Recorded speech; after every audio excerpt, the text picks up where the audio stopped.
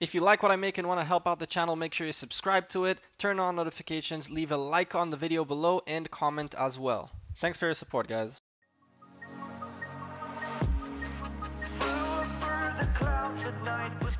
Hey there YouTube, welcome back to the Gekko. Another day, another video for you guys. That's right. And today, in Rise of Civilizations, an update came out, one of the biggest, most expected updates in a while. But before we start this video, two quick things. Number one, this video is sponsored by Rise of Civilization. Thank you guys Rise of Civilizations. That's a very important distinction. Thank you very much for your support of this channel. And the second thing I wanted to tell you guys is if you're new here, hit the subscribe button and make sure the bell is on so a notification comes out when I upload a new video. Also, if you want to follow me on Twitter, Instagram, Facebook, all the links down below. I'm on Twitter and I'm on Instagram all day, so you guys can catch me there pretty easily. And as the night sets, let's begin. And of course, one last thing, if you guys like this video, by the time you decide you're done watching it, make sure you hit the like button before you leave. It helps me know that you guys enjoy this kind of content. If you have any feedback, comments, suggestions, anything at all, down below in the comments. My question for you guys for this video is, what do you think about this update? Let's go look at it and break things down. So we're gonna go by the email we got a little while back, which is a, let's go see here, not the sent. Let's see, the ROC group update 1.0.11, the talent tree 2.0. Now I'm gonna skip the talent tree part for a second because I want to talk about it last because it's the most important part in my opinion. We're gonna skip straight to the major alliances upgrades and then we'll go back to read the whole talent tree and all that stuff. Okay, so the major upgrades for alliances is, first of all, there's a new resource center. These new alliance structures have been added to ensure governors can obtain resources they require. Alliance leaders and officers may construct just one type of resource center for the alliance at any given time. Resource centers contain massive resource reserves and can protect gathering troops from attacks. Multiple alliance members can gather resources at a single resource center simultaneously, but each member can only dispatch one army. We're gonna go look at this resource center really quickly, but let's read through the end and go over these things. Online status. To make managing alliances easier, alliance leaders and titled officers, the warlords, envoy, saint, and counselor, will be able to view online statuses of alliance members. I think this is awesome. It is good to know when you're running rallies, when you're in mid-war, who is on and if they're participating or just sitting back and watching. It's one of the features that I think deserves big 2 thumbs up for adding it. Inactivity report. Alliance leaders and officers will now receive via in-game mail if an alliance member has been inactive for more than 3 days. Another big 2 thumbs up for this. Very important to know if one of your members is MIA or someone who consistently doesn't log in. Bigger competitive alliances want to have top tier quality players, and if you're offline for more than 3 days, it definitely means you haven't gathered for at least a day, 2 days and a half. You haven't built anything for at least 2 days, maybe a day. You haven't done anything. You've missed probably 2 or if not 3 of the daily objectives. You're not a player that should be at a high competitive alliance if you're offline for 3 days, and it's good to know these things. Rally distance warning. When joining an alliance rally, the distance between the participant and the leader's city will now be displayed in the rally page. Another big 2 thumbs up. Every time I joined a rally, I had to go check how far the guy is from me and whether or not I should join the rally, primarily because I don't want to make my alliance mates wait too much. Super important, super useful, super good. Excellent 3 additions so far. Captain change feature. In order to provide extra defensive flexibility, alliance leaders, warlords, and current captains will now be able to appoint new captains to armies stationed at passes, fortresses, flags, and holy sites. I really didn't understand this too well. I think we're gonna have to see this in action. I don't really know what that means, but it seems promising. We're gonna give this a try and see later on whether or not this addition is actually good or not. The Build Alliance flag privilege is now available only for leaders and officers. Big boy 2 thumbs up. In our alliance, we had a situation where a flag was built in the wrong place and we had to wait a substantial amount of time to have more resources in order to build the next flag, and it pretty much brought us back like 8 or 9 hours, which was shitty. It annoyed Redbearded Savage, our leader, really badly, and it annoyed him for a reason, right? He has a built plan, and then some R3 who thought he knew what was going on decided to waste resources to build a useless flag. I don't blame him, okay? The guy did it out of a really innocent attempt to help. It does happen, but it was really frustrating. So big 2 thumbs up for this as well. The Alliance contributions ranking list is divided into 3 separate rankings: Alliance help, Alliance building construction, and Alliance technology donations. We're going to go look at that in a second.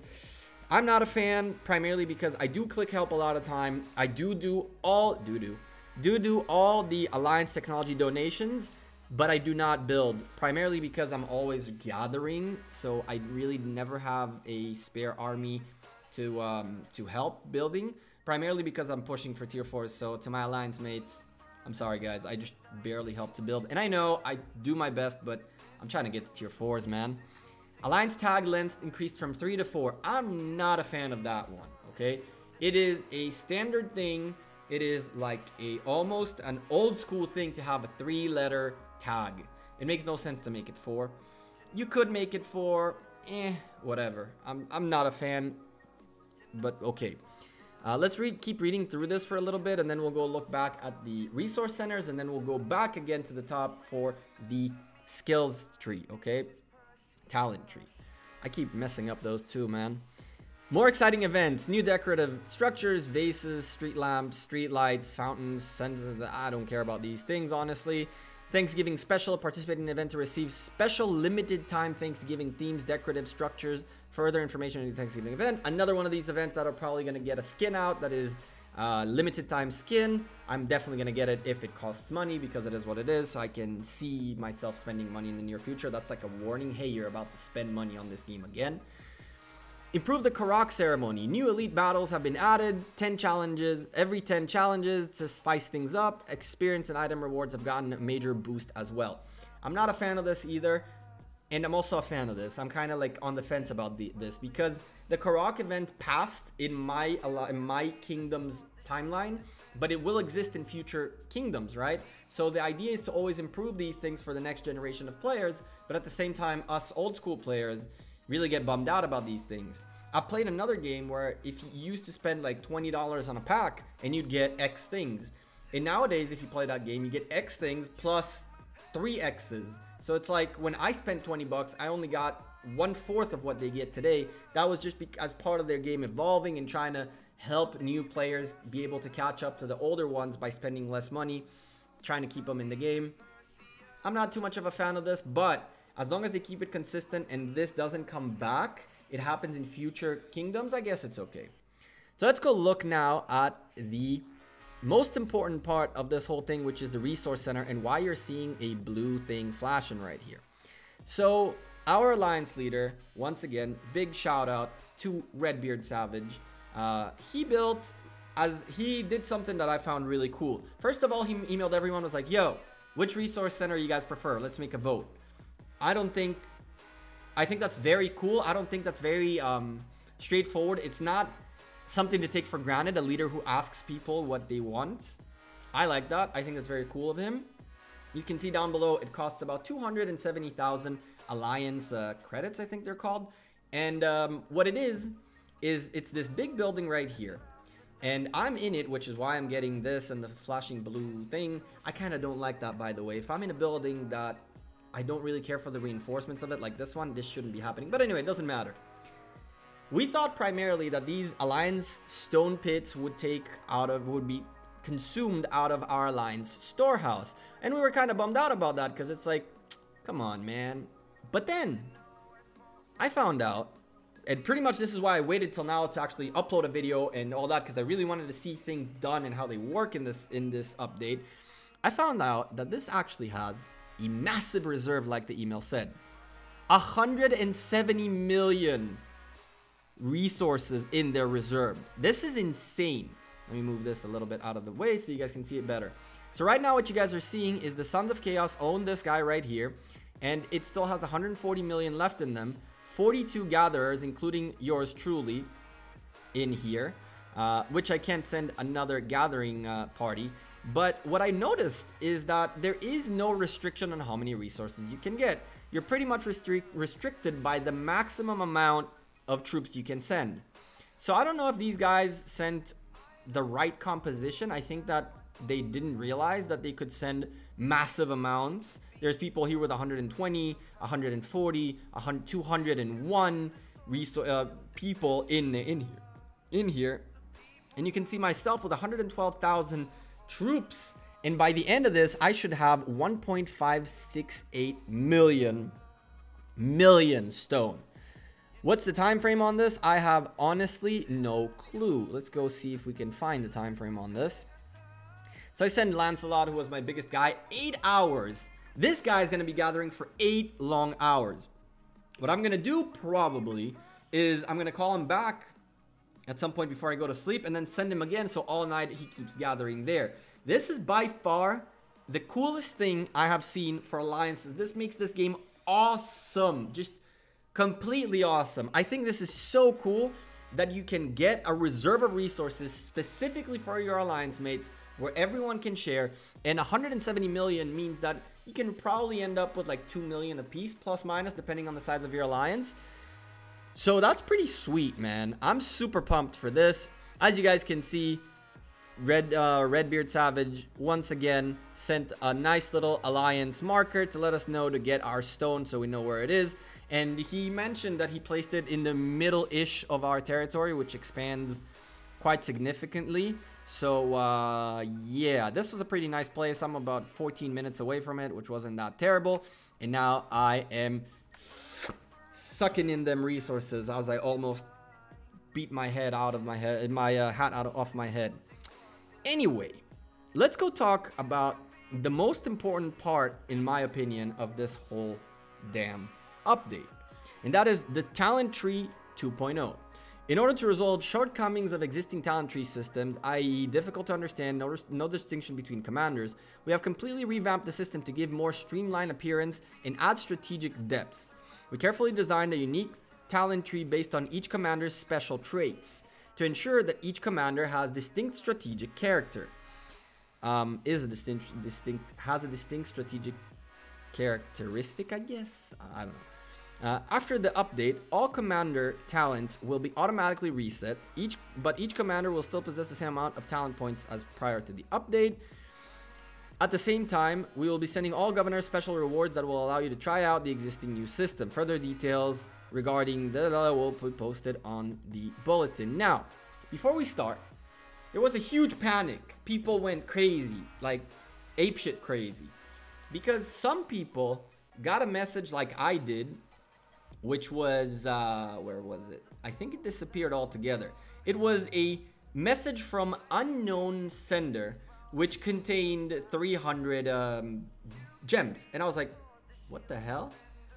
And then I come to find that some people got their rewards, but others didn't, including myself. Now, that's a pretty big blunder in my opinion. I think that the whole thing of like starting up a server after you did an update, it has to be one of these automatic things where a message is sent out as part of the reboot of the servers. I'm guessing it was part of it, but something got screwed. So I want to calm all of you guys down, okay? Rise of Civilizations will not screw you over. They have actually, in the bulletin board, explained that there was an error due to server error. Some players did not receive in downtime compensation emails, blah, blah, blah, blah, blah, blah. We'll be conducting another server maintenance, and blah, blah, blah. Bottom line, they're taking care of it, okay? Guys, relax, okay? Not having the 200 level 5 knowledge tomes that you get, and I think it's 5 talent resets, and there's something else in there, I forget what it is.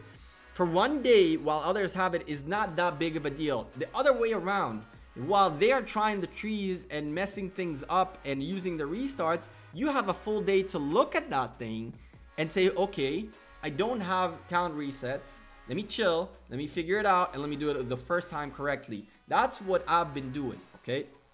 Now let's go look at the actual tree.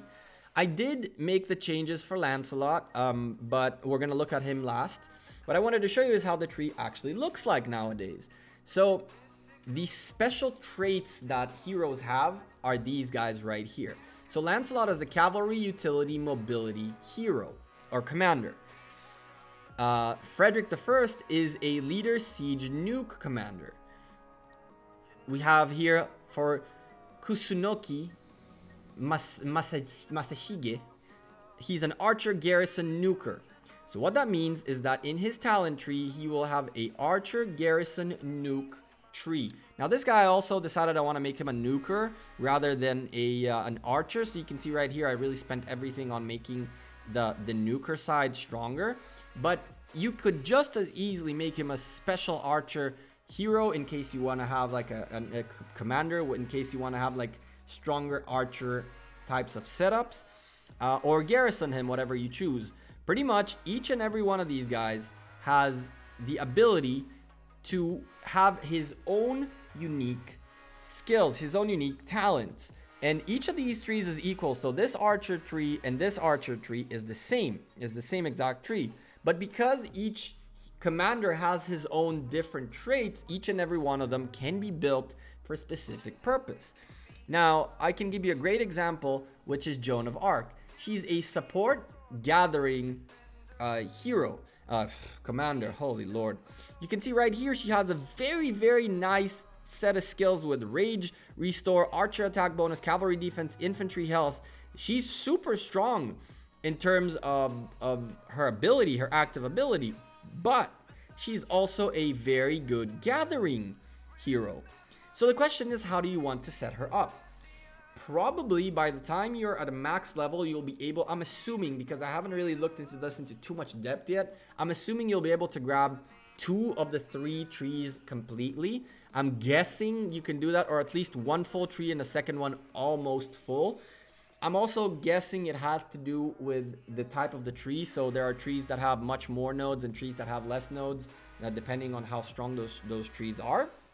So I really like this because it shifts everything, okay? You're gonna have to choose now how you want to set up your commanders, and actually talent resets are super important because you can have a commander like Joan of Arc in times of peace as a gathering commander.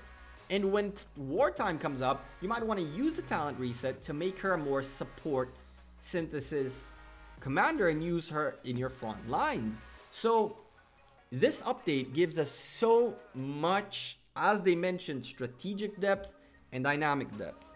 So this is what I wanted to go. This is as far as I'd like to go in this video. I'm seeing tons of videos from people talking about this and saying the same thing I'm about to do, which is more videos are going to come of this. More information is going to come out with this. You guys shouldn't be afraid of trying things. You'll get 5 free talent resets when you get your rewards if you haven't yet. And if you just want to wait till you figure out the best setup,